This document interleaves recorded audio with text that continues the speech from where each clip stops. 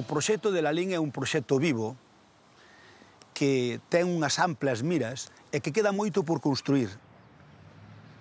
Desde que se comenzou, fai agora pois máis de 30 anos, foi un proxecto que tiña moita ilusión. É un proxecto que, como todos os proxectos, primeiro hai que soñalo. Logo despois hai que mirar con que ferramentas contas para poñelo en práctica. E despois hai que xogar ca experiencia de outros, ca túa propia experiencia, e máis que con todo aquilo que te rodea e que realmente o fai posible.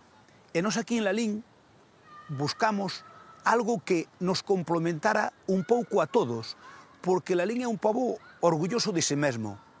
Nós non somos máis que ninguén, pero tampouco queremos ser menos que ninguén.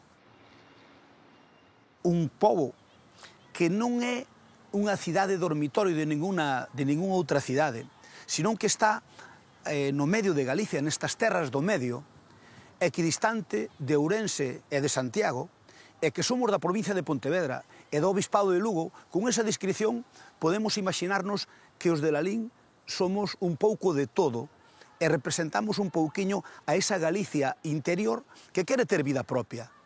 Quere ter vida propia cun sector primario potente, quere ter vida propia cun sector servicios cada paso máis importante e que vale non só para Lalín, senón para toda a comarca do Deza. E tamén quere ter vida propia ca pequena e mediana empresa.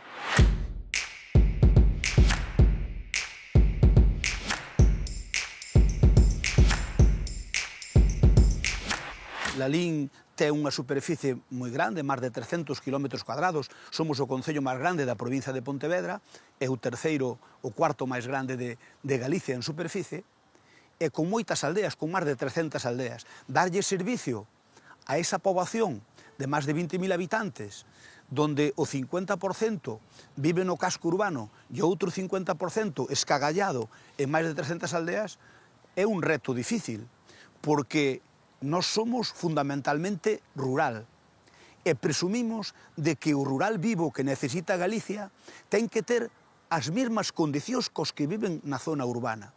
Iso significa que aqueles servicios básicos, como traída de augas, como alumeado público, como accesos asfaltados, como recollida de lixo, como fibra óptica, como todos os outros servicios que hai no casco urbano, teñenos que ter na súa debida proporción cada unha das aldeas, porque senón o rural desaparecerá. E nós xogamos un pouquiño con esa faceta de rural urbano, cunha mentalidade fundamentalmente rural, pero cun casco que empezaba a medrar moito, que hoxe xa está consolidado como un casco urbano importante, e logo como unha vila que, ao estar xusto no medio de Galicia, pois permiteunos ter, se se pode decir de alguna maneira, vida propia. Con ese orgullo de ser lalinense e de intentar buscar un método que nos satisfaga a todos, artellamos un proxecto donde intercalouse agricultores, pequenos e medianos empresarios,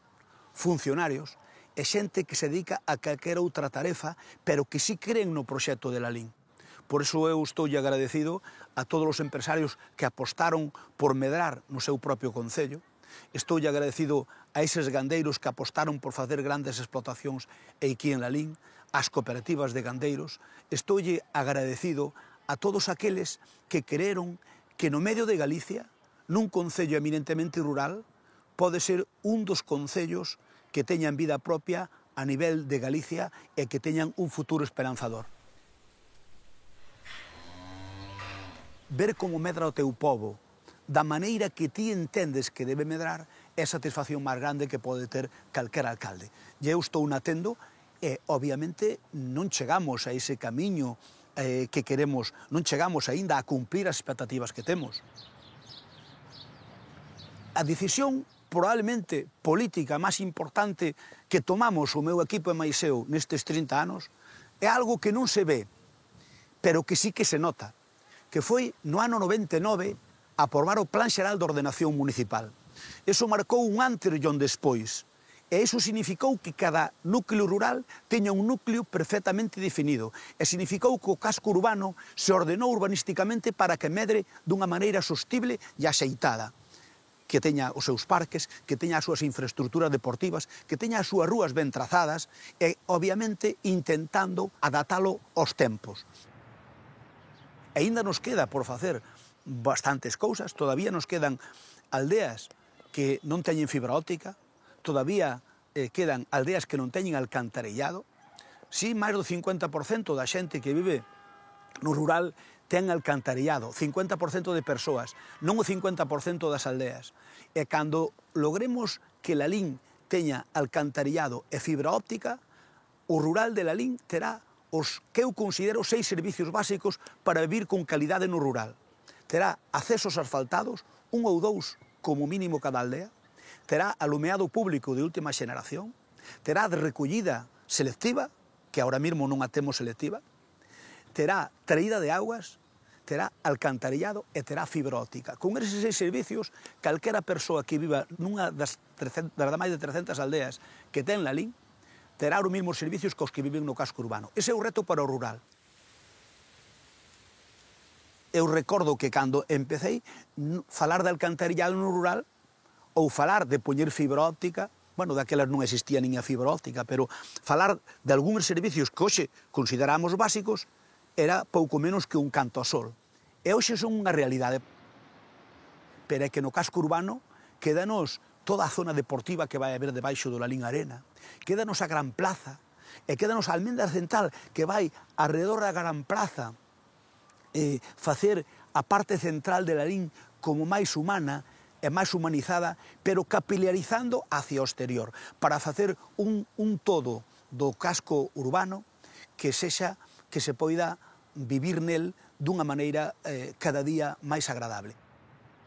Ese é o reto de futuro e é un reto esperanzador non só para min, sino para a etapa que vai vir despois de min, porque, lóxicamente, a min gustaríame deixarlle aos que veñan detrás unha herencia satisfactoria e, sobre todo, que sea que teña vida no tempo. A mí sempre me gustou facer as cousas para as medras. Cando se fixo os xulgados que están aí, eu recórdome negociar ca Xunta e dicirlle, eu doucho o mellor solar que hai en Lalín si nos faz unha planta máis das que contas facer para que se algún día fai falta un xulgado máis que se poida instalar. E aí está feito o xulgado cunha planta aínda baleira que se podrá utilizar.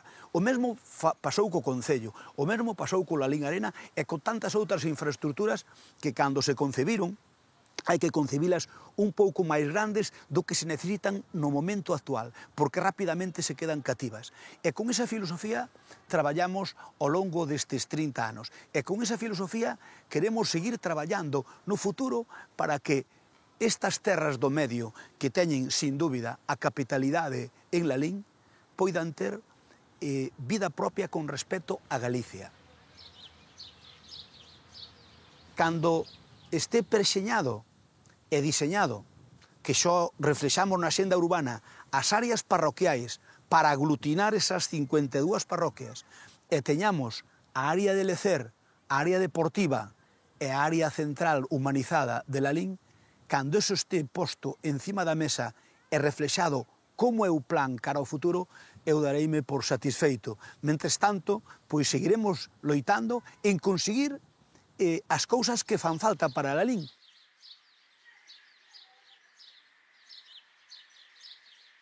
Se houbera que facer un balance de fracasos e éxitos, obviamente é toda unha vida, e iso significa que farían falta moitos apuntes.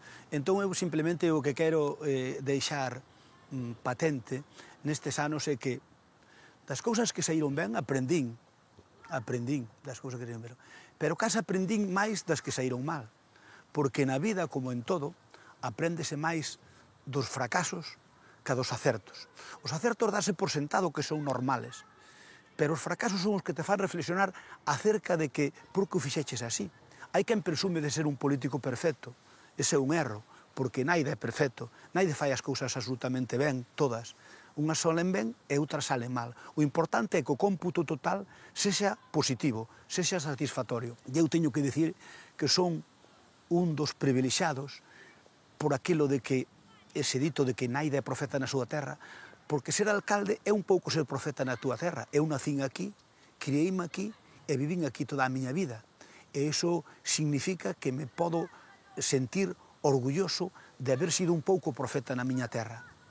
E iso conseguino grazas a loitar por aquilo no que creía firmemente e por ás veces cometer erros e equivocarme.